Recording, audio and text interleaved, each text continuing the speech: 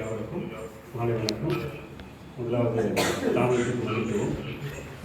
பிதாவை தேவனுடைய நாமத்தில் இருக்கிற இயேசு கிறிஸ்து நாமத்திலும் உங்கள் யாவரையும் அன்புள்ளவர்கள் கேட்குதுங்களா?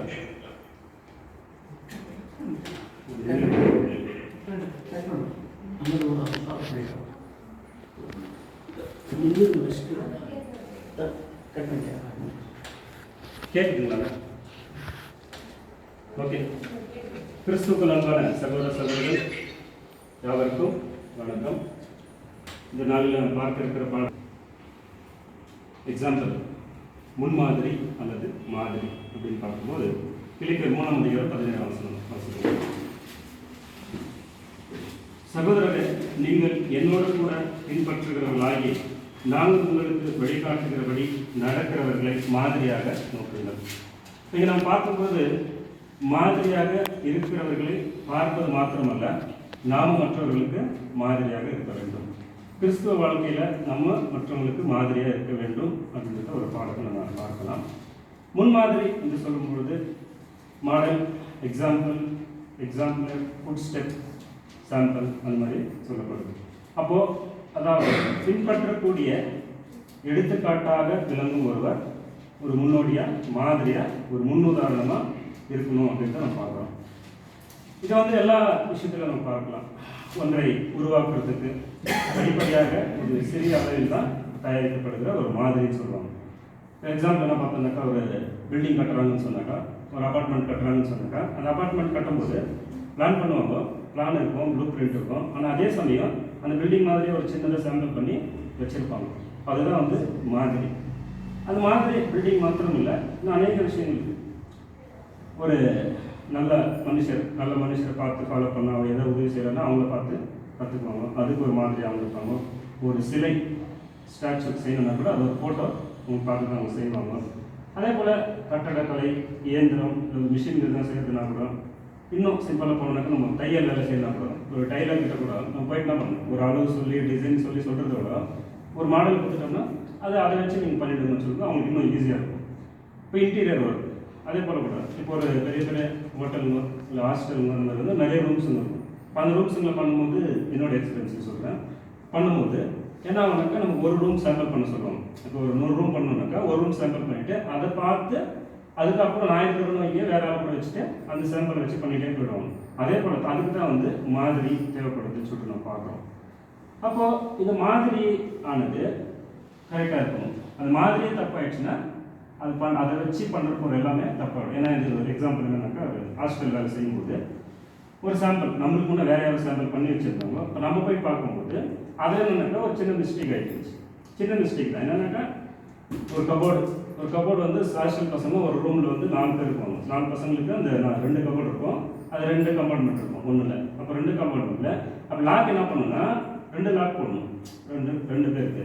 ஆனால் இங்கே என்ன பண்ணிக்கலாம், ஒரே லாக்கில் போடுற மாதிரி போட்டுக்கிறாங்க. அப்போ அதை போய் நம்ம அதை சொல்லி அவங்க கரெக்ஷன் பண்ணிவிட்டு அது ஏன்னா அதை பார்த்து ஏற்கனவே 10 ரூம் ஆகிட்டு. அதனால என்ன சொல்கிறதுனா, எக்ஸாம்பிளும் கரெக்டாக இருக்கணும், ரொம்ப முக்கியம்னு சொல்லி நம்ம பார்க்கலாம். எக்ஸாம்பிள் எப்படி முக்கியம் அப்படின்னு பார்த்தோம்னா, ஒரு விஷயத்தை நம்ம பண்ணுறதுக்கும் முக்கியமாக இருக்கும். அதை திருப்பி பார்த்துக்கலாம். ஒரு எக்ஸாம்பிள் ஒன்று இருந்துச்சுன்னா அதை திருப்பி நம்ம பார்த்து என்ன தப்பாக இருக்குன்னு போய் பார்த்துட்டு அதை பண்ணுறதுக்கு ஈஸியாக இருக்கும்.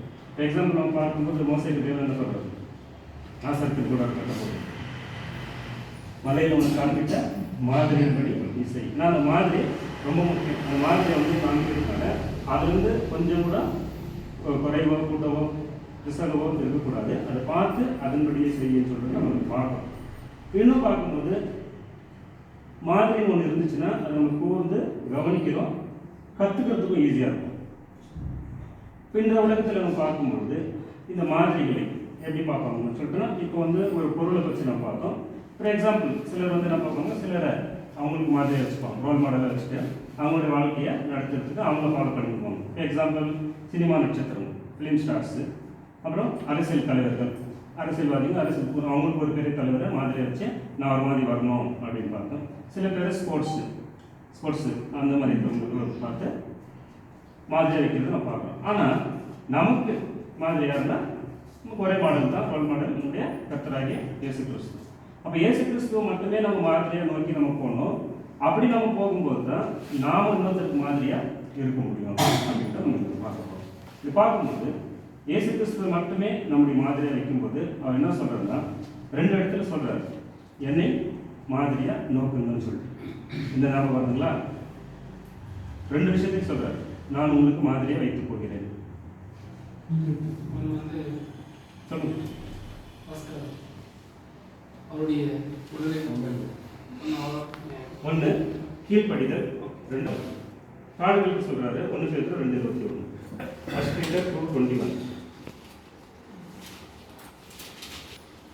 அவர்கள் நீதியின் மார்க்கத்தை அறிந்த பின்பு 1 Peter 2:21.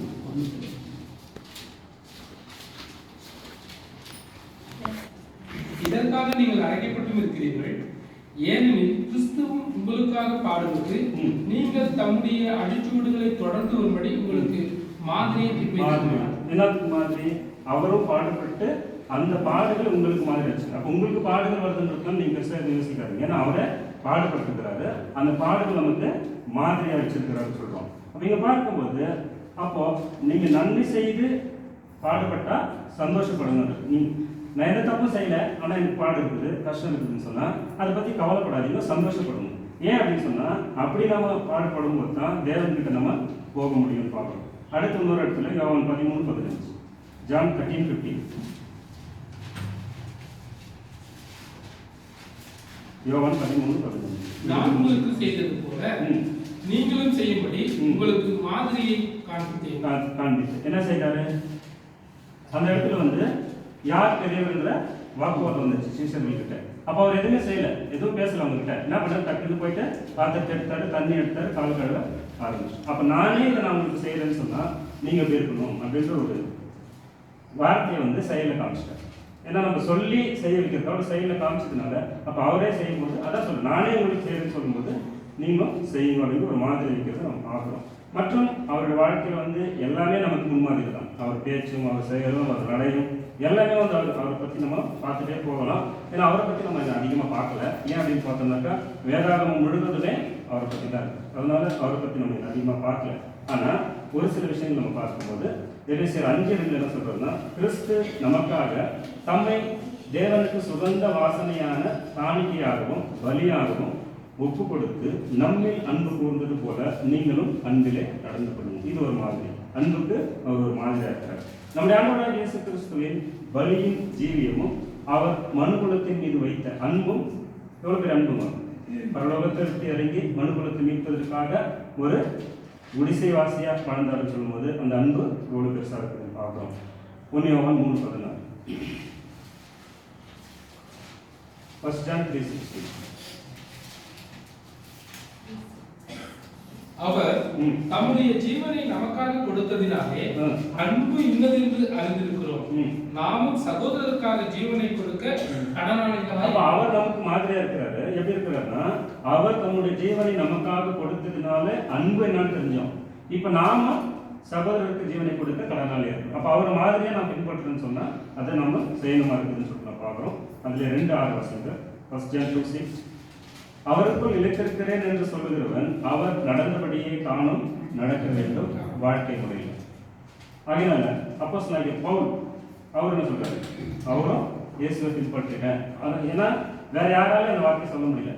நான் ஓட்டத்தை முடித்து இப்போ ஜெயத்தை கற்றுக்கொள்றதுக்காக, கிரீடத்தை கற்றுக்கொள்றதுக்காக நான் தயாராக இருக்கிறேன்னு சொன்னா என்ன சொல்றதுக்கு, நான் கிறிஸ்துவை பின்பற்றினது போல நீங்கள் என்னை பின்பற்றுங்க. நம்மள யாரும் சொல்ல முடியுமா? என்ன நீங்க பின்பற்றுங்க அப்படின்னு சொல்ல முடியுமானாக்கா? அப்போ பவுல் மட்டும் அதை தெளிவாக சொல்றது. வாசிங்க 1 Corinthians 11:1, 1 Corinthians 11:1. நான் கிறிஸ்துவை பின்பற்றுகிறது போல நீங்கள் என்னை பின்பற்றுவர்களாய் இருங்கள். அப்போ அந்த அளவுக்கு அவர் சொல்றாருன்னா அவருடைய வாழ்க்கை எப்படி ஒரு மாதிரியா இருந்திருக்கும் அப்படின்னு பார்க்கலாம். 2 தெசலோனிக்கர் 3:7, எந்த விதமாக என்னை நீ பின்பற்றணும், அதுக்கு நான் எப்படி மாதிரியா இருக்கிறேன்னு சொல்றேன்.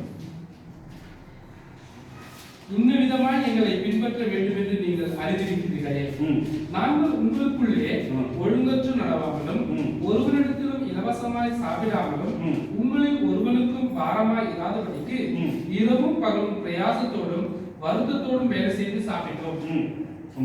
உங்கள் மேல் பாகத்தை வைப்பதற்கான அதிகாரம் எங்களுக்கு இல்லை என்பதனாலே அப்படி செய்யாமல் நீங்கள் எங்களை பின்பற்றும்படிக்கு நாங்கள் உங்களுக்கு மாதிரியா இருக்க வேண்டும் என்றே அப்படி செய்வோம். என்ன சொல்றேன், நான் உங்கள் மேல் பாரத்தை வைப்பதற்கான அதிகாரம் எங்களுக்கு இல்லை என்பதனால அல்ல. அதிகாரம் இருக்குது, நான் எதுனா செய்யலாம், உங்களால் பாரத்தை வைக்கலாம், உங்கள்கிட்ட நான் வாங்கலாம். ஆனாலும் அது செய்யல என்ன ஆயிடும், நான் உங்களுக்கு மாதிரியா இருக்க முடியாது. அதனால தான் சொல்றேன், நான் உங்களுக்கு மாதிரியா இருக்க வேண்டும் என்று அப்படி செய்வோம். அப்போ அது ஏன் அப்படின்னு பார்த்தோம்னாக்கா 1 Corinthians 4:15-16 அவர் சபையை எப்படி பார்க்கிறாருன்னா 1 Corinthians 4:15-16 கிறிஸ்துவுக்குள் 10,000 உபத்தியாயர்கள் உங்களுக்கு இருந்தாலும் தகப்பன்மார்கள் அநேகர் உங்களுக்கு இல்லையே. கிறிஸ்து இயேசுவுக்குள் சுவிசேஷத்தினால் நான் உங்களை பெற்றேன். ஆகையால் என்னை பின்பற்றுகிறவர்களாகுங்கள் என்று உங்களுக்கு புத்தி சொல்லுகிறேன். அப்புறம் அவர் என்ன சொல்றாருன்னா, உபாத்தியர், கிறிஸ்துவுக்குள்ளான உபாத்தியரும் உங்க எவ்வளவு பேர் இருந்தாலும், உபாத்தியர்னா ஆசிரியர், டீச்சர், எவ்வளவு பேர் இருந்தாலும் ஒரு தகப்பன் போல ஆகாது. அப்ப அவர் என்ன பண்றாரு, அதோட ஒரு படி மேல போயிருக்கு, நான் உங்களுக்கு தகப்பனா இருக்கிறேன். அப்ப தகப்பனா இருக்கிற நான் எவ்வளவு மாதிரியா இருக்கும், அந்த மாதிரியா இருக்கிறதுனால நீங்கள் ஆகையால் என்னை நீங்கள் பின்பற்றுகிறவர்கள் என்று உங்களுக்கு புத்தி சொல்லுகிறேன். அப்ப அப்போஸ்தலனாகிய பவுல் ஒரு தகப்பன் ஸ்தானத்திலிருந்து சபையை வழிநடத்துகிறதுக்கு நமக்கு ஒரு முன்மாதிரியா இருக்கிறார். அதே போல மூப்பர்கள் மாதிரியாக இருக்க வேண்டும் சொல்லி பார்க்கணும். 1 Peter 5:2-4 இப்படிப்பட்ட காரிய 5 Peter 5:2-4 உங்களிடத்தில் உள்ள தேவனுடைய மந்தியை நீங்கள் நினைத்து கட்டாயமாயாக மனப்பூர்வமாயும் அவலட்சணமான ஆதாயத்திற்காக அல்ல, உற்சாக மனதோடும் சுதந்திரத்தை இருமாப்பாய் ஆளுபவர்களாய் அல்ல, மந்தைக்கு மாதிரிகளாகவும் கண்காணிப்பு செய்யுங்கள். அப்படி செய்தால் பிரதான மேய்ப்பர் வெளிப்படும் போது மகிழ்வுள்ள வாடாத கிரமத்தை பெறுவீர்கள். அப்போ மந்தையை மேய்க்கிறவங்க எப்படி இருக்கணும்னா மந்தைக்கு மாதிரிகளா இருக்கும். ஏன்னா இந்த மந்தை யார்கிட்ட பார்ப்போம், மேய்ப்பனை தான் பார்ப்போம். அப்போ மேய்ப்பன் என்ன பண்ணனாக்கா மாதிரியா இருக்கணும் மந்தைக்கு. என்னன்னாக்கா நம்ம எதை பார்த்து வளர்றோமோ அந்த சுபாவம் தான் நமக்கும் வரும். ஆகையினால எப்படி பண்ண சொல்றாங்கனாக்கா, சுதந்திரத்தை இருமாப்பாய் ஆளுகிறவர்களாக அல்ல, மந்தைக்கு மாதிரிகளாகவும் கண்காணிப்பு செய்யுங்கள் அப்படி சொல்லும்போது, இதை ஏன் அப்படி சொல்ல வர்றாரு பார்த்தீங்கன்னா, வேற உலக ஜனங்கள், ஏனெனில் இன்றைய நாளில் உலகத்தார் மந்தைகளை எப்படி ஆளுறாங்கன்னா ஒரு அதிகாரத்தோடோ ஒரு ஆணவத்தோடோ ஆளுவார்கள். ஆனால் நாம் அப்படி இருக்கக்கூடாது. நம்முடைய ராஜா எப்படி நம்மளை ஆளுகிறாரோ அப்படித்தான் நாம மற்றவங்களை பார்க்கணும். மத்திய 20:25 மேத்யூ 20:25-26 மேத்யூ 20:25-26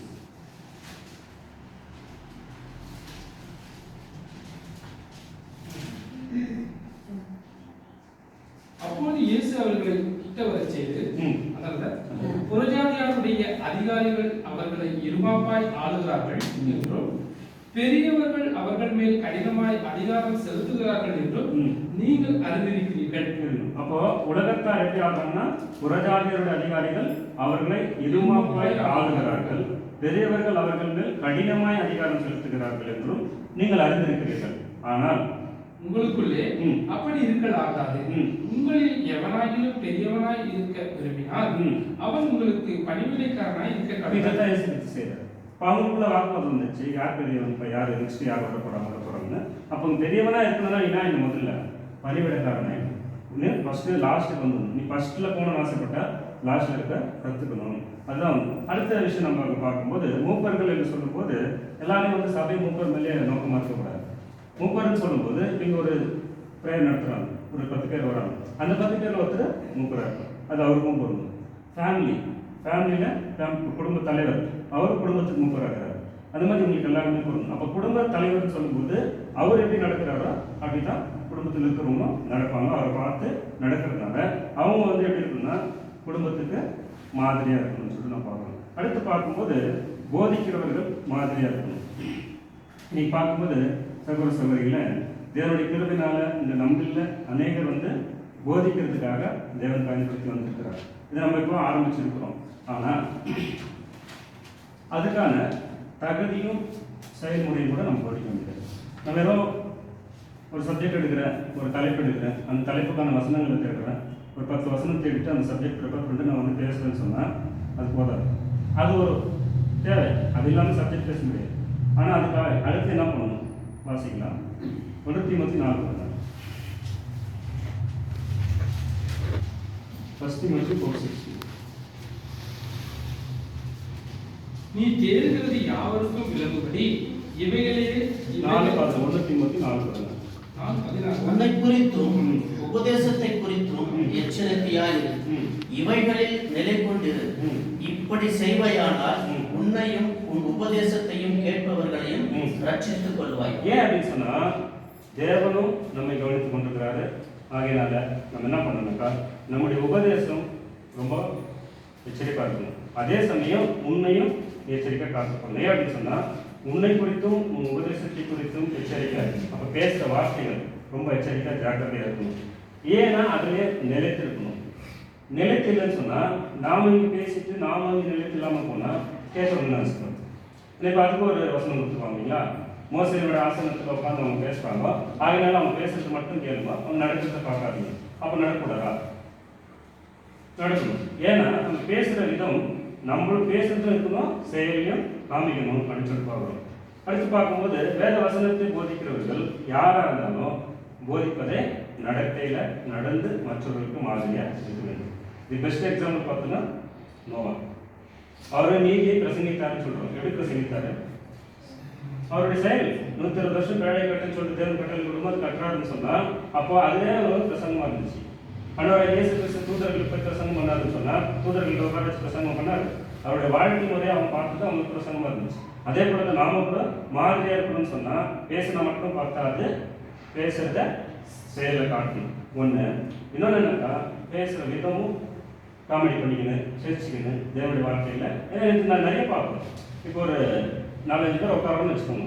ஆரம்பிக்கும் போது தேவனுடைய வார்த்தையை வச்சு ஆரம்பிக்கணும். போக போக பார்த்தா அது வேற எங்கேயோ போயிட்டு டாபிக். அது நமக்கு செயல்படாது. தீத்து 2ஆம் அதிகாரம் 1-6 டைட்டஸ் 2:1-6. நீயோ ஆரோக்கியமான உபதேசத்துக்கு ஏற்றவர்களை பேசு. முதிர் வயதுள்ள புருஷர்கள் ஜாக்கிரதை உள்ளவர்களும் நல்லொழுக்கம் உள்ளவர்களும் தெளிந்த புத்தி உள்ளவர்களும் விசுவாசத்திலும் அன்பிலும் பொறுமையிலும் ஆரோக்கியம் உள்ளவர்களாகும்படி புத்தி சொல்லு.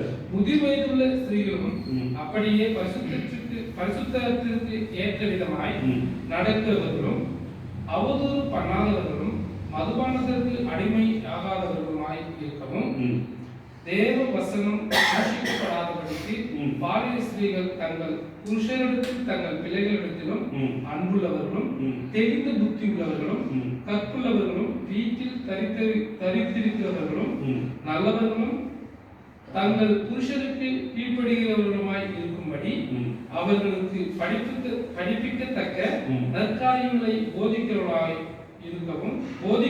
இருக்கவும் முதிர் வயதுள்ள ஸ்திரீகளுக்கு புத்தி சொல்லு. அப்படியே பாலிய புருஷரும் தெளிந்த புத்தி உள்ளவர்களாய் இருக்கவும் நீ புத்தி சொல்லு. நீயும் இப்போ இங்க என்ன சொல்றாங்கன்னா, ஒரு 2-3 இடத்துல நீ போய் பேசு அப்படின்ற மாதிரி வருது. போய் புத்தி சொல்லு. என்னன்னாக்கா முதல்ல உபதேசத்துக்கு ஏற்றவர்களை பேசுன்றாரு. அப்புறம் சில இடத்துல புத்தி சொல்லுன்னு வர்றாரு. இப்படி சொல்லினே வந்துட்டு 7ஆம் வசனம், நீயோ எல்லாவற்றிலும் உன்னை நற்கிரியைகளுக்கு மாதிரியாக காண்பித்து பேசுறதை விட உன்னை மாதிரியா காமிச்சிடும். அதான் சொல்லுவாங்க 1000 வார்த்தையை பேசுறதை விட ஒரு போட்டோ ரொம்ப பேசும். அப்ப நம்ம ஒரு போட்டோவா நிற்கிறோம். எப்படின்னாக்கா ஒரு இடத்துல சொல்றோம் இல்லைங்களா, நீங்க தேவ தூதர்களுக்கும் வேடிக்கை இருக்கிறீங்க, உலகத்துக்கும் வேடிக்கை இருக்கீங்க. அப்போ வேடிக்கை உலகம் நம்ம நினைச்சுக்கிறோம். உலகம் நம்ம கண்டில்லை பார்க்குறாங்க. அக்கம் பக்கம் வீட்டில் பார்க்குறாங்க. இவங்க சபைக்கு போகிறாங்க, எப்படி இருக்கிறாங்க, சபைக்கு தகுந்த மாதிரி இருக்கிறாங்க, சர்ச்சுக்கு போகிறாங்க, இவங்க கிறிஸ்டியனா அப்படின்ற கவனிச்சுருக்கிறாங்க. நம்முடைய வாழ்க்கை முறை தேவன் மாத்திரம் கவனிக்கல, தூதர்கள் கவனிக்கிறாங்க, அக்கம் பக்கம் வீட்டில் உலகம் கவனிக்கணும்னு சொல்லிட்டு இருப்பாங்க. அதனால நாம் மாதிரியாக இருக்க வேண்டியது ரொம்ப அவசியம்.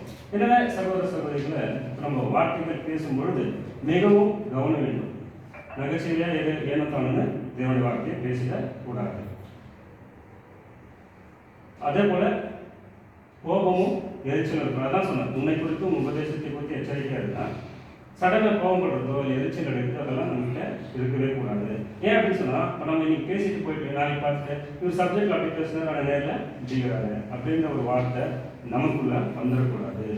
ஆக்சுவலாக கடைசியாக பார்க்கும்போது இளைஞர்கள் சபைக்கு மாதிரியாக இருக்க வேண்டும். ஆக்சுவலாக வந்து இந்த சப்ஜெக்டே நான் பண்ணது வந்து இளைஞர்கள் தான் பண்ணேன். சரி, இளைஞர்கள்னு சொல்லிட்டு வரும் மாதிரின்னு வந்து அப்படியே எல்லாமே எடுக்கலாம்னு சொல்லிட்டு பார்த்தேன்.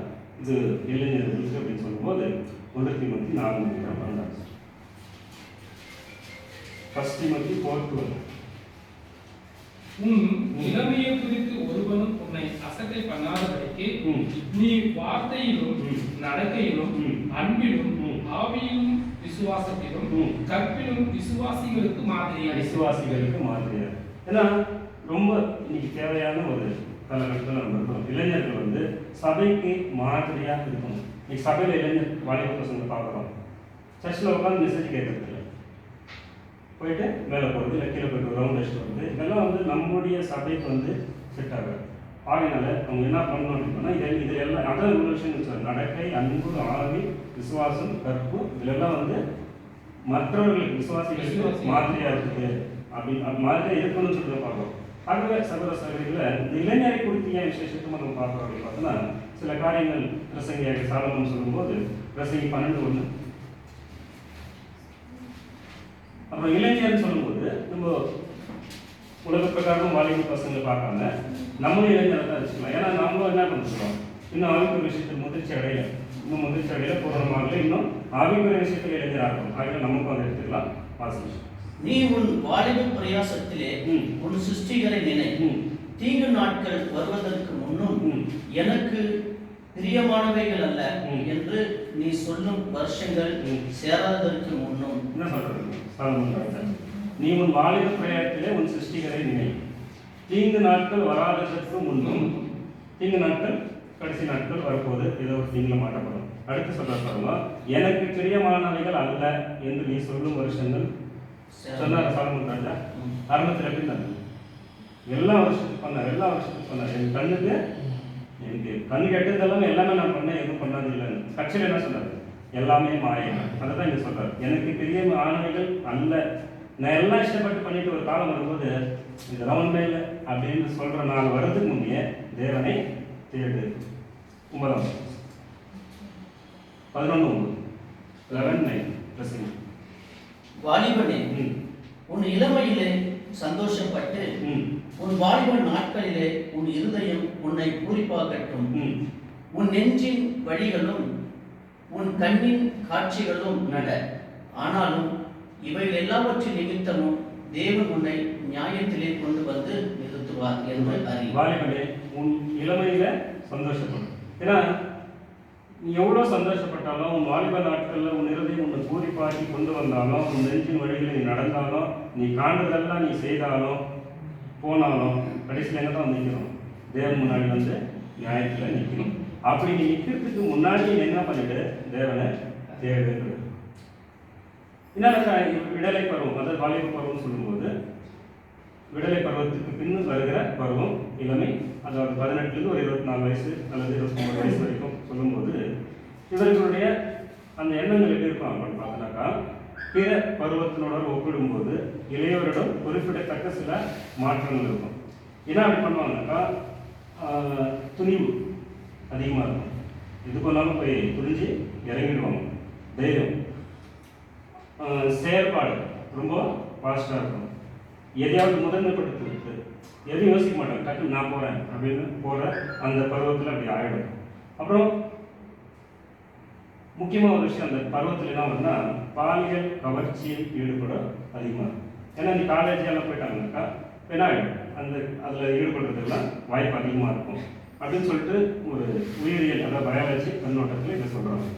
அப்போ இளமை பருவன்றது ஒரு வாழ்க்கையில் சிறந்த ஒரு காலமாக இருக்குது. ஆனால் அதை எப்படி பயன்படுத்துகிறோன்றது ரொம்ப முக்கியம். அந்த நேரத்தில் என்ன ஆகுதுனாக்கா வேகம், வலிமை, எதிர்வினை, நேரம், நினைவாற்றல் போன்ற பெரும்பாலான உடல் மற்றும் மன செயல்பாடுகள் மாற்றம் அதிகமாக செயல்படுறது பார்க்கணும். அப்போ அப்படி இருக்கும்போது மேலும் இளமை பருவத்தில் புதிய தீவிரமான ஒரு மாறுபட்ட கருத்துக்கள் அல்லது கற்பனைகள் அவங்க ஆழமாக தாக்கும். அந்த தாக்கத்துக்கு வருவாங்கன்னு சொல்லியிருப்போம். ஏன்னா எக்ஸாம்பிள் நம்ம என்ன பார்க்கணும்னா ஒரு காலேஜ் போகிற வரைக்கும் பசங்க நம்ம கண்ட்ரோலில் இருப்பாங்க. காலேஜ் போய்ட்டு பிறகு ஃப்ரெண்ட்ஸ் கண்ட்ரோல். நம்ம என்ன சொன்னாலும் கேட்க மாட்டோம். ஃப்ரெண்ட்ஸ் எதுவும் நம்ம எதுவும் வானான்னு சொன்னால் செய்வாங்க, ஃப்ரெண்ட்ஸ் அது வானான்னு சொன்னால் விட்டுருவாங்க. நம்ம வீட்டில் கூட நடக்கும். இது சாப்பிடாத நம்ம எவ்வளவோ சொல்லுவோம், இதை சாப்பிடுன்னு சொல்லுவோம், கேட்க மாட்டாங்க. ஆனால் ஃப்ரெண்ட்ஸுங்க என்ன சொன்னால் அதை செய்வோம். ஏன்னா அந்த கண்ட்ரோல் வந்து அப்படி போயிடுதுன்னு சொல்லி நம்ம பார்க்கணும். ஆக அதை வந்து நம்ம ஜாக்கிரதையாக கவனிக்கணும். இப்போ நமக்கு வேதாகமும் எச்சரிக்கிறது என்ன அப்படின்னு பார்த்தோம்னாக்கா, இளமை பருவத்தின் வாழ்க்கை எப்படி இருக்குன்னா மதில் மேல் பூனை போல இருக்கும். பூனை மதில் மேலே நிற்குது, எந்த பக்கம் குதிக்குதுன்னு தெரியாது. ஆவிக்கிற விஷயத்தில் குதிக்குமா, உலக பிரகாரம் குதிக்குமான்னு தெரியாது. ஆனால் அந்த வயசை வந்து நம்ம கவனித்து பார்க்கணும்னு சொல்லி பார்க்கணும். அப்போ இந்த வாலிப பிள்ளைகள், இந்த வாலிப வயது பிள்ளைகள் சரியான வழிகாட்டு இல்லாத பட்சத்தில் அவர்கள் தவறான பாதையை சென்று சிறு வயதிலேயே புகைப்பழக்கம், போதைப்பழக்கம், தீவிரவாதியாக கூட மாறதுக்கு வாய்ப்பு. தீவிரவாதிகளை எப்படி திரும்புறாங்க? இதுக்கு அவங்க மனசை மாற்றி கொண்டு போயிட்டு அவங்க என்ன சொல்கிறாங்க, சண்டை போடுறது தப்பு இல்லை, அது வந்து கடவுளுக்காக யுத்தம் பண்ணணும் அப்படின்னு சொல்லிட்டு நீங்கள் தீவிரவாதிகளை மாற்றுறாங்க. அப்போ அவங்க என்ன பண்ணுறாங்கன்னாக்கா, அந்த வாலிப வயசை சரியான நோக்கத்தில் சரியான பாதையில் கொண்டு போக வேண்டியது பெற்றோர்களுடைய கடமை. ஒரு சின்ன எக்ஸாம்பிள் தான். வீட்டு கடை நல்ல படிச்சிருந்த பையன், அதேக்கு தெரிஞ்ச பையன், இவருக்கு நல்லா படித்தான். டிகிரி போகும்போது ஒரு காலேஜில் சேரும்போது அந்த காலேஜ் ஃப்ரெண்ட்ஷிப் போயிட்டு இன்றைக்கி போதை பழக்கத்துக்கு அடிமையாகிட்டு அது வந்து வெளியே வர முடியாத இப்போ ரியாப்னு சேர்த்துக்கலாம். அப்போ சேர்த்ததால் என்ன ஆச்சுன்னா அவன் லைஃப் போயிடுச்சு. மறுபடியும் அவன் படிக்க முடியாது, சேர்க்க மாட்டாங்க. வெளியே வந்தாலும் அந்த பழக்கத்துக்கு தான் வெளியே வர்றதுக்கும் கஷ்டம். அப்போ என்ன ஆகிப்போச்சுனாக்கா அவங்களுக்கு என்னன்னாக்கா ஒரே பையன் சொல்லிட்டு செல்லமாக இருந்தான். ஒரே பையன் நல்லா வசதி இருக்குது, நல்லா செல்லமாக கேட்கறதெல்லாம் வாங்கி கொடுத்துட்டு வளர்த்துட்டு இப்போ என்ன பண்ணிட்டான், இந்த மாதிரி மாற்றிட்டான். அந்த மாதிரி உலகத்தில் இருக்குது. நாம் கொஞ்சம் ஜாக்கிரதையாக இருக்குன்னு சொல்லி நான் பார்க்குறோம். சங்கீதம் 127 இருந்துச்சு. ஏன் அப்படின்னு சொன்னால் அது நம்ம கையில் தான் இருக்குது. சங்கீதம் 127 இருந்துச்சு. Psalms 127:5. வால வயதின் குமாரர் பலவான் கையில் உள்ள அம்புகளுக்கு ஒப்பாயிருக்கிறார்கள். வால வயதின் குமாரர், நம்முடைய குமாரர்கள் வாலிப பிள்ளைகள் பலவான் கையில் அம்புக்கு ஒப்பார். பலவான் கையில் அம்பு இருந்தாலும் அந்த அம்பு வந்து அவங்க கரெக்டாக பிடி பார்த்து விடுவாங்க, அதை போய் அங்கே பாரு. அதே போல தான் நம்ம கையில் நம்மளுக்கு பிள்ளைகள் இருக்கிறாங்கன்னு சொன்னால், அது அம்பாக இருக்குதுன்னு சொன்னால் அந்த அம்பை சரியான இலக்கை பார்த்து நாம் விடணும். அப்போ அந்த சரியான இலக்கை நோக்கி பார்த்து நம்ம செய்ய வேண்டியது பெற்றோருடைய கடமையாக இருக்கிறது. அப்படி இருக்கணும்னாக்கா எப்படி விடுறது? இப்போ அந்த அம்பு எப்படி விடுங்க? அம்பு விடுறதுன்னா வேறு அம்பு இப்படி விட்டுடலாம். ஆனால் பிள்ளைகள் அம்பா பார்க்குறீங்கன்னா நீங்கள் மாதிரியாக இருக்கு. நம்ம மாதிரியாக இருந்து நம்ம அந்த இலக்கை நோக்கி போகும்போது நம்ம அந்த பிள்ளைகளுக்கு ஒரு மாதிரியாக ஆயிடும்னு சொல்லி நம்ம பார்க்குறோம். ஏன் அப்படின்னு சொன்னாக்கா, இளைஞர்கள் சபைக்கு மாதிரியாக இருக்கணும்னு சொன்னால் முதலாவது பேரண்ட்ஸ் சபையில் மாதிரியாக இருக்கணும். அதை பார்த்து இப்போ நான் சொன்னேன் இல்லைங்களா, பசங்க வராங்க, உட்காடுறாங்க, போகிறாங்க, வராங்க. பேரண்ட்ஸ் என்ன பண்ணுறாங்க? கேட்குறது. பேரண்ட்ஸ் சொல்லி பக்கத்தில் உட்கார வைக்கணும். பக்கத்தில் உட்கார வச்சு எதுக்கு நம்ம வரோம்? வரது வாரத்துக்கு 2 ஹவர். அந்த 2 ஹவரில் இங்கே வந்து சுற்றிட்டு இருந்தால் அது வராது இருக்கலாங்க. இது பேரண்ட்ஸை கண்ட்ரோல் பண்ணணும்னு சொல்லி நம்ம பார்க்குறோம். ஏன் அப்படின்னு சொன்னால், வாலிபன் தன் வழியை எதுனாலும் சுத்தம் பண்ணலாம். சங்கீதம் 19:9. வாலிபன் தன் வழியை எதினாலும் சுத்தம் பண்ணுவான் என்றால் உமது வசனத்தின்படி தன்னை காத்துக் கொள்வதற்கான வசனம் ரொம்ப முக்கியம். சபைக்கு வந்து வசனம் கேட்காத சுற்றி இருந்தால் சுத்திகரிக்கப்படுதுமா? வாலிபன் தன் வழியை எதினால் சுத்தம் பண்ணுவான், உமது வசனத்தின்படி தன்னை காத்துக் கொள்கிறவதினாலே தானே. உன்னுடைய வசனத்தின்படி தன்னை காத்துக்கொள்ளணும். அப்போ வசனத்தின்படி காத்துக்கொள்ளணும், முதல்ல வசனம் கேட்கணும், வசனம் இருதயத்தில் பதியணும். அது பதிஞ்சால் தான் நம்மளுடைய அடைதல்களை கொண்டு வர முடியும்னு சொல்லிட்டு பார்க்குறோம். ஆகையால் இன்னையும் அப்படி இருக்க வேண்டாம்னு சொல்ல முடியாது. இந்த உலகத்தில் பார்க்கும்போது வாலிப வயதை தவறான காரியங்களை பயன்படுத்திவிட்டு சந்தோஷத்துலையும் களியாட்டுகளையும் செலவழித்துட்டு கடைசி நேரத்தில் வந்து தேவனை தேடுவோம். இந்த உலகத்தை இருப்பாங்கன்னா வயசு நம்ம போகிறவங்க கூட இருப்போம். இந்த வயசில் போய் நின்னா கடவுள் போயிருந்தேன், ஏன்னா நம்ம அதெல்லாம் கேட்டு வரணும், கொஞ்சம் ஜாலியாக இருக்கணும், சந்தோஷமாக இருக்கணும். அப்படி இருந்துட்டு கடைசியில் வரும்போது அதுதான் தேவன் சொன்னார், நீ வாலிபத்திலே உன்னை நினைச்சிட்டு கடைசியில் அந்த மாதிரி காலம் வளர்த்து அப்போ தேடுறதுக்கு முன்னாடி வாலிப வயதில் உன் தேவனை தேடுன்னு சாலமன் சொல்லி நம்ம பார்ப்போம். அப்படியாக நம்ம வாலிப பிள்ளைகள் எப்படியெல்லாம் மாதிரியாக இருக்க வேண்டும் என்று விசுவாசம் வாசிக்கலாம். 4:12 மறுபடியும் வாசிக்கலாம்.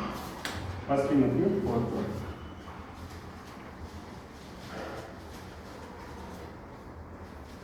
உன் இளமையை குறித்து ஒருவரும் உன்னை அசட்டை ஏன்னா உங்களுடைய இளமையை குறித்து ஒருவரும் அசட்டை பண்ணக்கூடாது. ஏன்னா சபையில் நம்ம அதை தான் பார்க்குறோம். சில பேர் பார்த்தாங்கன்னா பசங்க ஏன் இவங்க சுற்றி நேக்கிறான்னு சொல்லி கேள்வி கேட்குறாங்கன்னா அது அசட்டை பண்ணுறாங்க. நீ வார்த்தையிலும் ம். நடக்கையிலும் ம். அன்பிலும் ம். ஆவியிலும் ம். விசுவாசத்திலும் ம். கற்பிலும் விசுவாசிகளுக்கு மாதிரி மாதிரி. சரி, நம்ம பார்க்கும்போது முதலாவது வார்த்தை வார்த்தை மாதிரியா இருக்கும். எபேசியர் 4:29, எபேசியன்ஸ் 4:29. கெட்ட வார்த்தை ஒன்றும் உங்கள் வாயிலிருந்து புறப்பட வேண்டாம். பக்தி விருத்திக்கு ஏதுவான நல்ல வார்த்தை உண்டானால் அதையே கேட்கிறவர்களுக்கு பிரயோஜனம் உண்டாகும்படி பேசணும். பேச்சு ரொம்ப முக்கியம். சும்மா உட்காந்து அட்டாச்சு ஏதோ பேசுறதை விட என்ன சொல்றேன்னா, கெட்ட வார்த்தைனாக்கா திட்டுறது இல்லை. அங்கே கெட்ட வார்த்தை இருக்கு என்னன்னாக்கா, வேத வசனத்தை விட்டுட்டு நீங்கள் வேற எதனா பேசியிருந்தாலோ, சர்ச்சின்னு பேசியிருந்தாலோ, இல்லை ஊர்கதை பேசியிருந்தாலோ அது என்ன ஆகும்? தேவை. அதோட என்ன பண்ணு, நீ பக்தி விருத்திக்கு ஏதுவான நல்ல வார்த்தை இருந்தாலும் அதை பேசு. இப்போ சப்ஜெக்ட் கேட்குறோம், கேட்டு சப்ஜெக்ட் எப்படி இருந்துச்சு பேசணும். இப்போ நம்ம என்ன பண்ணுறோம், சப்ஜெக்ட் கேட்குறோமோ அது அங்கேயே அப்படி இல்லாமல் சப்ஜெக்ட் எந்த வசனம் நமக்கு பிடிச்சிருக்கு, எந்த வசனம் நமக்கு தொட்டது, இன்னும் நமக்கு அது என்ன பண்ணணும் அப்படின்றது இருக்கணும். அது மற்றவங்ககிட்டயே பேசணும். எபேசியர் 4:25. அன்றியும் நாம் ஒருவருக்கொருவர் அவயங்களாய் இருக்கிறபடியால் பொய்யை கலந்து அவனவன் பிறனுடனே மெய்யை பேசக்கூடாது. பொய் பேசக்கூடாது, வார்த்தையில பொய் இருக்கக்கூடாது, மெய்யாவே பேசணும்னு சொல்லணும். பார்க்கணும். நீதிமொழிகள் 12:25. மனுஷருடைய இருதயத்தில் உள்ள கவலை அதை ஒதுக்கும் நல் வார்த்தைகள் அதை மகிழ்ச்சியாகும். நம்முடைய வார்த்தைகள் எப்படி இருக்குன்னா, நல் வார்த்தையாக இருக்கணும், மற்றவர்களுக்கு மகிழ்ச்சியாக இருக்கணும். விநாயகர் எப்படி பேசுகிறாரு அப்படின்னு இல்லாமல் மகிழ்ச்சியாக, அவங்க ஏதோ ஒரு கஷ்டத்தில் இருக்கிறாங்களா, அவங்களுக்கு ஒரு ஆறுதலாக நம்மளுடைய வார்த்தைகள் இருக்கணும். அதை சொல்லுவார் தாவீது சொல்லுவாங்க, ஏற்ற வார்த்தையில் ஏற்ற இடத்துல பேசுகிற வார்த்தை வந்து ஒரு குழந்தைங்களுக்கு வச்ச வெளி தட்டுக்கு ஒப்பாக இருக்குதுன்னு சொல்லும்போது அந்த வார்த்தைகள் வந்து மற்றவர்களை சந்தோஷத்துலையோ இல்லை பக்தி விருத்திலையோ கொண்டு வரதுக்கு பிரயோஜனமாக இருக்கணும். தவிர பக்தியை விட்டு விலகி போக பிரயோஜனமாக இருக்கக்கூடாது. சகரியா 8:16. சகரியா 8:16. அதேதான், அவனோட பிறனோட உண்மையை பேசுங்கள். அப்போ நம்முடைய வார்த்தைகள் எவ்வளவு முக்கியம் என்பதை யாக்கோபு கிளியராக விளக்கி காட்டுறாரு. யாக்கோபு 3:3 3-12 யாக்கோபு 3:12. ஜேம்ஸ் 3:3-12. பாருங்கள், குதிரைகள் நமக்கு கீழ்ப்படியும்படிக்கு அவைகளின் வாய்களில் கடிவாளம் போட்டு அவைகளுடைய முழு சரீரத்தையும் திருப்பி நடத்துகிறோம். கப்பல்களையும் பாருங்கள், அவைகள் மகா பெரியவர்களாய் இருந்தாலும் கடுங்காற்றுகளால் அடிபட்டாலும் அவைகளை நடத்துகிறவர்கள் போகும்படி யோசிக்கும் இடம் எதுவோ அவ்விடத்திற்கு நேராக மிகவும் சிறிதான சுக்கானாலே திருப்பப்படும். அப்படியே நாவானது சிறிய அவயமாய் இருக்கும் பெருமையானவைகளை பேசும். பாருங்கள், சிறிய நெருப்பு எவ்வளவு பெரிய காட்டை கொளுத்து விடுகிறது. நாவும் நெருப்புதான், அது அழிவு நிறைந்த உலகம். நம்முடைய அவயங்களில் நாவானது முழு சரீரத்தையும் கரைப்படுத்தி ஆயுள் சக்கரத்தை கொளுத்து விடுகிறதாயும் நரக அக்கினியினால் கொளுத்தப்படுகிறதாயும் இருக்கிறது. சகலவிதமான மிருகங்கள், பறவைகள், ஊர்ப்புறாணிகள், நீர்வாழும் ஜந்துக்கள் ஆகிய இவைகளின் சுபாவம் மனுஷ சுபாவத்தால் அடக்கப்படுவதும் உண்டு. நாவை அடக்க ஒரு மனுஷனாலும் கூடாது. அதை அடங்காத பொல்லாங்குகளும் சாவுக்கு ஏதுவான விஷம் நிறைந்ததுமாய் இருக்கிறது. எவ்வளோ பெரிய எக்ஸாம்பிள் கொடுக்குறது. நம்ம வார்த்தை எப்படி இருக்குன்னா, நாவு எப்படி இருக்குன்னு சொன்னால் எவ்வளோ பெரிய எக்ஸாம்பிள் இருக்குது. குதிரையை அடிக்கலாம், ஒரு கப்பலை கூட ஒரு சின்ன ஒரு சுக்கானால அது போகிற இடத்துக்கு திசைத்திற்கு போக விடலாம். அந்த நாவை அடக்கிறது ரொம்ப கஷ்டம். ஏன் அப்படின்னு சொன்னால், நாவானது வந்து ஒரு ஜீவனையும் போக்குறதுக்கும் செய்ய முடியும், ஜீவனை காப்பாற்றுறதுக்கும் செய்ய முடியும். ஏன்னா அந்த வார்த்தைக்கு அவ்வளோ பவர் இருக்குது. ஆயினால ரொம்ப முக்கியம் பேசுகிற விதத்தில். அடுத்து பார்க்கும்போது நடக்கை. நீதிமொழிகள் 20:14.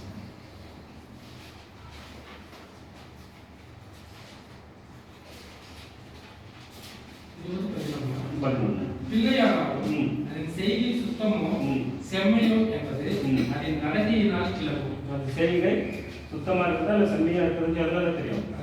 நடக்கை. அப்போ நடக்கை விளங்கும்னா அந்த நடக்கை வந்து கவனிக்கிறாங்க, கவனிச்சுட்டு ரிப்போர்ட் கொடுக்குறாங்கன்னு சொல்லி நம்ம பார்க்குறோம். அதை யாக்கோபு எடுத்துக்கோங்க. இப்போ அந்த 13 வசனம் யாக்கோபு 3:13, ஜேம்ஸ் 3:13. உங்களில் ஞானியும் விவேகமாய் இருக்கிறவன் எவனோ அவன் ஞானத்துக்குரிய சாமத்தோடே தன் கிரியைகளை நல்ல நடக்கையினாலே காண்பிக்க கடவன். நல்ல நடக்கையினால காண்பிக்க கடவன். அப்போ உங்களுக்கு ஞானியும் விவேகமா இருந்தா மட்டும் போதாது. ஞானம் இருக்குது, விவேகம் இருக்குது, எங்க வரணும்? நடக்கையில் வரணும், செயல்பாட்டில் வரணும். செயல்பாடு இல்லைனாக்கா என்ன இருந்தாலும் வேஸ்டாக. 1 பேருக்கு 1 உங்களை அழைத்தவர் பரிசுத்தராய் இருக்கிறது போல நீங்களும் உங்கள் நடக்கைகள் எல்லாவற்றிலையும் பரிசுத்தராய் இருங்கள். நடக்கை ரொம்ப முக்கியமா இருக்குது. அடுத்து பார்த்தோம்னா 3வது அன்பு. அன்பிலும் அப்படின்னு சொல்லும்போது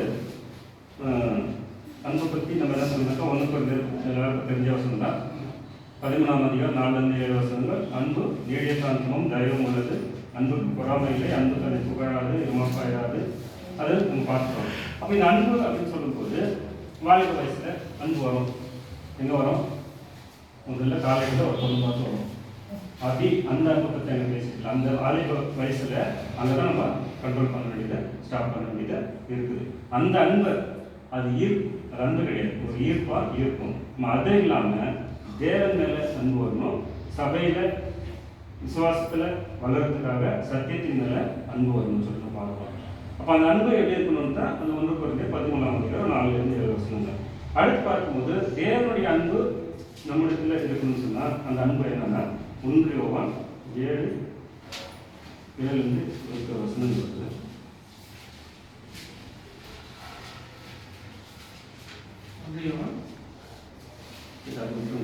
சரி, அன்பு பற்றி நம்ம பேசுறோம். அடுத்து பார்த்தோம்னாக்கா ஆவின்னு சொல்லும்போது என்னன்னாக்கா நம்முடைய எண்ணங்கள், சிந்தனைகள். ஆவியில நீங்க சுத்தமா இருக்கணும்னு சொன்னா நம்முடைய யோசனைகள் சுத்தமா இருக்கணும். அதெல்லாம் Philippians 4:8 நம்ம பார்த்துருக்கீங்களா? உண்மை உள்ளவைகள் எவைகளோ, ஒழுக்கம் உள்ளவைகள் எவைகளோ, நீதி உள்ளவைகள் எவைகளோ, கற்புள்ளவைகள் எவைகளோ, அநீதி உள்ளவைகள் எவைகளோ, நற்கீர்த்தி உள்ளவைகள் எவைகளோ, புண்ணியம் எதுவோ, புகழ் எதுவோ அவைகளையே சிந்திச்சுட்டால வேற சிந்தனை நமக்கு வராது. இதே நம்ம ஒரு சப்ஜெக்டை நம்ம பார்த்துக்கோ, ஒரு பாயிண்ட். ஆகினால நம்முடைய சிந்தனைகள் என்னென்ன அதுதான் என்ன சொல்லுனாக்கா ஆவின்னு சொல்றது நம்ம பார்க்கணும். அடுத்து விசுவாசத்தில் எபிரேயர் 11:1 எல்லாருக்கும் தெரியும். விசுவாசமானது நம்பப்படுகிறவர்களின் உறுதியும் காணப்படாதவர்களின் நிச்சயமா இருக்கும். அப்போ நம்முடைய விசுவாசம் கண்டு விசுவாசிக்கிறதுல காணாமல் விசுவாசிக்கிறது நாம் இருக்கிறதுனால அந்த விசுவாசத்துல உறுதியா இருக்கணும். அடுத்து ரோமர் 8ஆம் அதிகாரம் 24-25 வருஷம்.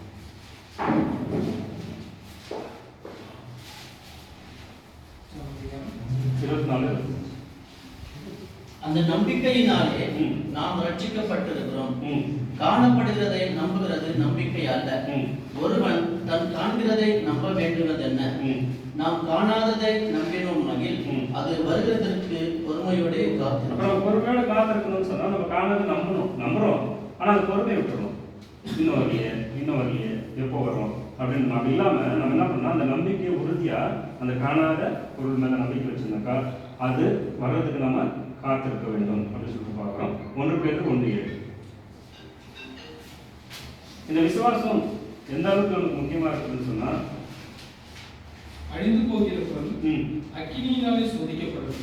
அதை பார்த்திலும் அதிக வெளியேற பெற்றதா இருக்கிற உங்கள் விசுவாசம் சோதிக்கப்பட்டு இயேசு கிறிஸ்து வெளிப்படும் போது உங்களுக்கு புகழ்ச்சியும் கனமும் மகிமையும் உண்டாக. அப்ப அந்த பொறுமையோட அந்த நம்பிக்கிட்டே வந்திருக்கும் போது அப்ப அந்த விசுவாசம் என்னவாயிடுச்சு? சோதிக்கப்பட்டு இயேசு கிறிஸ்து வெளிப்படும் போது உங்களுக்கு புகழ்ச்சியும் கனமும் மகிமையும் உண்டாக காணப்படும். அப்ப அது காணப்படணும்னு சொன்னா நம்ம பொறுமையோட காத்திருக்கணும் அப்படின்னு சொல்லிட்டு பார்க்கணும்.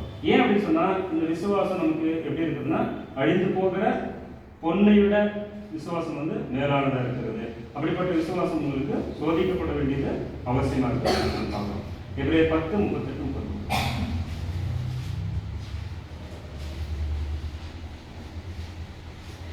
விசுவாசத்தினாலே நீதிமான் பிழைப்பான், பின்வாங்கி போவான், ஆனால் அவன் மேல் என் ஆத்துமா பிரியமா இராது என்கிறார்.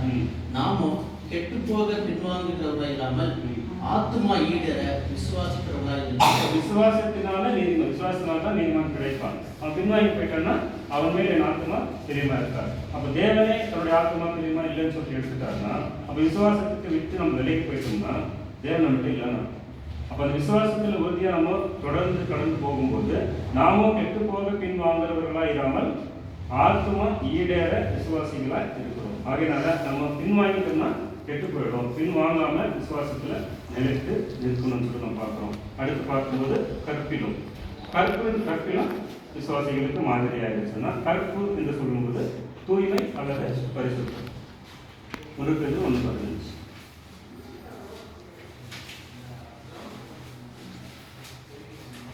உங்களை அழைத்தவர் பரிசுத்தமாய் இருப்பது போல நீங்களும் உங்கள் நடக்கைகள் எல்லாவற்றிலேயும் பரிசுத்தமாய் இருங்கள். பரிசுத்தமா நம்மை அழைத்தவர் பரிசுத்தர், நம்ம நடத்துகிறவர் பரிசுத்தர், நமக்கு மாதிரி இருக்கிறவர் பரிசுத்தர். அப்படி இருக்கும்போது நம்மளும் நம்முடைய எல்லா நடக்கைகளும் பரிசுத்தமா இருக்கணும். அப்படி இருக்கும்போது நாம் மற்றவர்களுக்கு மாதிரியா இருக்கணும்னு சொல்லிருப்போம்.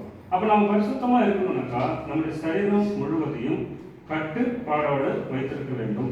அப்போ சரீரத்தை கட்டுப்படுத்த எது முக்கியமா இருக்கு? இந்த இருக்கணும் படிச்சிருங்களா? நாவானது ரொம்ப முக்கியம். நாவு கண்ணுன்னு சொல்றது. உன் சரீரம் முழுவதும் சுத்தமா இருக்கணும்னு சொன்னா கண்ணு சுத்தமா இருக்கணும்.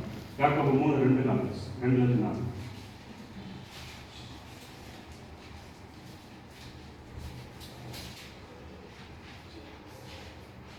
நாம் எல்லோரும் அநேக விஷயங்களில் தவறுகிறோம். ஒருவன் சொல் தவறாதவனானால் அவன் பூரண புருஷனும் தன் சரீரம் முழுவதையும் கடிவாளத்தினாலே அடக்கிக் கொள்ளக்கூடியவனுமாய் இருக்கிறார். பாருங்கள், குதிரைகள் நமக்கு கீழ்ப்படிவதற்கு அவைகளின் வாய்களில் கடிவாளம் போட்டு அவைகளுடைய முழு சரீரத்தையும் திருப்பி நடத்துகிறோம்.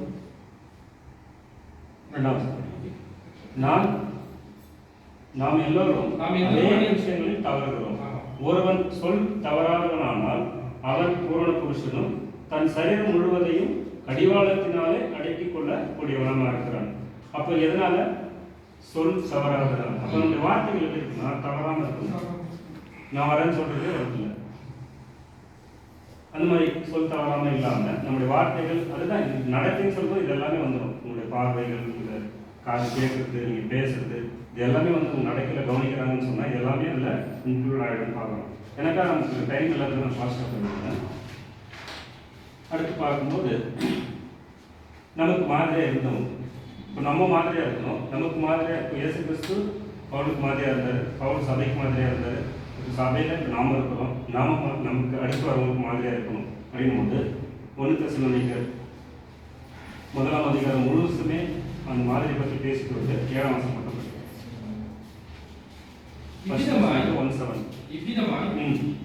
மக்கதோனியாவிலும் ஆகாயிலும் உள்ள விசுவாசிகள் யாவருக்கும் மாதிரிகளாக அப்போஸ்தலர் சர்டிஃபிகேட் கொடுக்கிறார். நீங்க வந்து மக்கதோனியாவில் இருக்கிற ஆகாயில் இருக்கிற விசுவாசிகள் யாவருக்கும் நீங்க மாதிரியா இருக்கணும். அது யாருன்னு சொல்லிட்டு அந்த அதிகாரி நீங்க முழுசா படிங்க. 1ஆம் அதிகாரம் 1 தெசலோனிக்கர் 1ஆம் அதிகாரம் சொல்லிட்டு, அது போல நாமும் கூட சபையாருக்கு மாதிரியாக இருக்க வேண்டும் என்று தேவன் எதிர்பார்க்கிறார். இப்போ நான் ஏற்கனவே சொன்ன மாதிரி நம்ம சபையார் மட்டுமல்ல, தூதர்களும் உலகத்தாரும் தேவனும் வேடிக்கை பார்க்கிறார். ஆகையால் நம்முடைய நடக்கைகளை சேர்த்துக்கி பார்க்க வேண்டியது ரொம்ப அவசியமாக இருக்குது. 1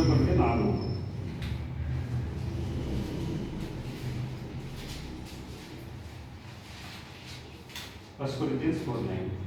எங்களுக்கு தோன்றுகிறபடி தேவன் அப்போஸ்தலர்களாகிய எங்களை மரணத்துக்கு குறிக்கப்பட்டவர்களைப் போல கடைசியானவர்களை காணப்பட பண்ணினார். நாங்கள் உலகத்துக்கும் தூதருக்கும் மனுஷருக்கும் வேடிக்கையானோம். உலகத்துக்கும் தூதருக்கும் மனுஷருக்கும் வேடிக்கையானோம்.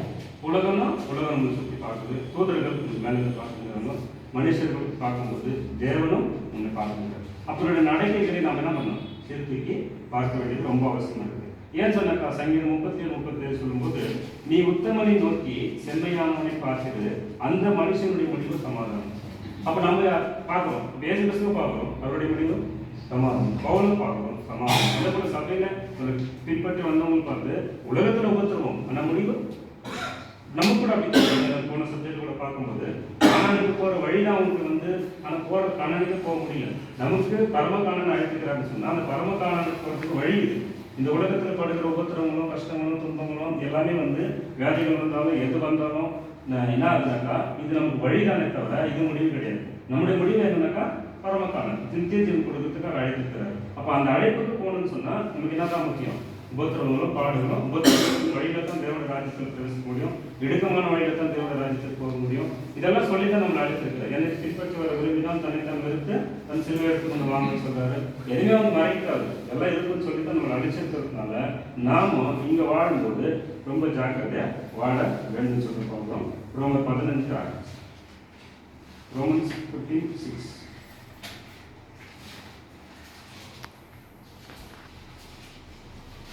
பொறுமையையும் ஆறுதலையும் அளிக்கும் தேவன் கிறிஸ்து இயேசுவினுடைய மாதிரியின்படியே நீங்கள் ஏக சிந்தையுள்ளவர்களாகும்படி அனுகிரகம் செய்வார். கிறிஸ்து இயேசுவை நாம் மாதிரியா வச்சுக்கணும்னாக்கா நம்மளுக்கு யார் உதவி செய்யறாரு?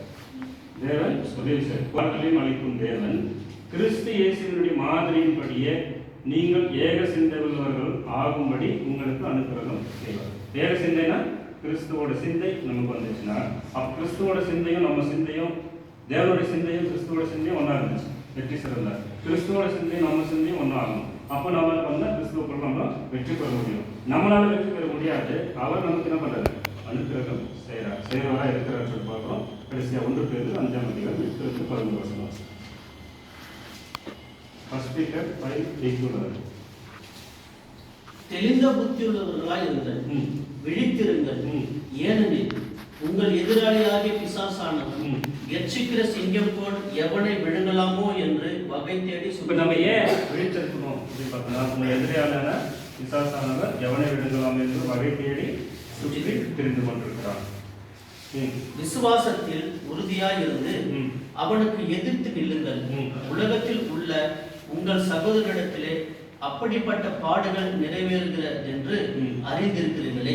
இப்போ விசுவாசத்துல உறுதியா நின்னாதான் அவனை எதிர்த்து நிற்க முடியும். அவனை நம்ம ஜெயிக்க முடியாது, எதிர்த்து நிற்கணும். அவன் நம்மகிட்ட செயல்பட முடியாததுக்கு தடுக்கலாம்னு சொன்னா எதிர்த்து நிற்கலாம். ஏன் அப்படின்னு சொன்னா, உங்கள் சகோதரர்களுக்கு இப்படியெல்லாம் நடந்திருக்குது, எக்ஸாம்பிள் இருக்குது. கிறிஸ்து இயேசுவுக்குள் நம்மை தமது நித்திய மகிமைக்கு அழைத்தவராயிருக்கிற சகல கிருபையும் பொருந்திய தேவன் தாமே கொஞ்ச காலம் பாட அனுபவிக்கிற உங்களை சீர்படுத்தி ஸ்திரப்படுத்தி பலப்படுத்தி நிலைநிறுத்துவாராக.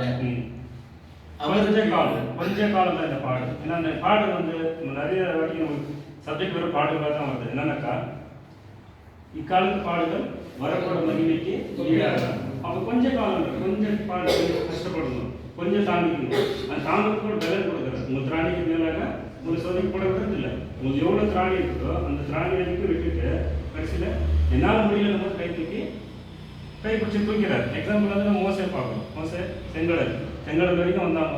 எதிர்க்க பார்த்தா செங்கடல், பின்னால பார்த்தா பார்வனுடைய படை. என்ன பண்ண முடியல, சக்கடா நிற்கிறாங்க, செங்கடல் பிரிச்சாரு, போயிட்டார். அதே போல நம்முடைய வாழ்க்கையில கூட எப்படியாப்பட்ட கஷ்டம் துன்பங்கள் இருந்தாலும் கூட தேவன் ஏற்ற நேரத்தில் உதவி செய்வார். இன்னும் கொஞ்சம் தாங்கிக்கொண்டார். அவருக்கு மகிமையும் வல்லமையும் சதா காலங்களில் உண்டாயிருப்பதாக. ஆமென். எல்லாமே அவர் செய்வார். நம்ம என்ன பண்ணா, செய்யறதுக்காக அவர் கையில நம்மளை ஒப்பு கொடுக்கணும். ஐகான் சகோதர சகோதரிகளை இவ்வளவு விஷயங்கள் பார்க்கும்போது நம்ம இதெல்லாம் தெரிஞ்சுட்டு ஏழு நம்ம இருக்காங்க. சபைக்கு மாதிரியாக மற்ற சகோதர சகோதரிகளுக்கு மாதிரியாக நம்முடைய வாழ்க்கை இருக்கணும். அப்போஸ்தலர் பவுல் போல கர்த்தராகிய இயேசு கிறிஸ்து அவர் போல வரணும்னா நம்ம ஏற்கனவே சொன்ன மாதிரி 100% நம்மளால மாற முடியல. நம்ம கொஞ்சத்துக்கு கொஞ்சமாக நம்ம மாற்றிட்டே வரணும். அப்படி மாற்றுறது தான் தேவன் எதிர்பார்க்குறார். கிறிஸ்துக்குள்ளான வளர்ச்சியை தேவன் எதிர்பார்க்குறார். நம்ம ஆரம்பிச்ச இடத்துல நிற்காம தொடர்ந்து நம்ம வளர்ச்சியை தேவன் தானே ஆசீர்வதிப்பாராக. வாய்ப்பளித்த சகோதரனுக்கும் நன்றி. ஒரு நிமிடம் கேட்க முடியாத நன்றி. பேச வைத்த பிதாவாகிய தேவனுக்கும் கர்த்தராகிய இயேசு கிறிஸ்துவுக்கும் நன்றி.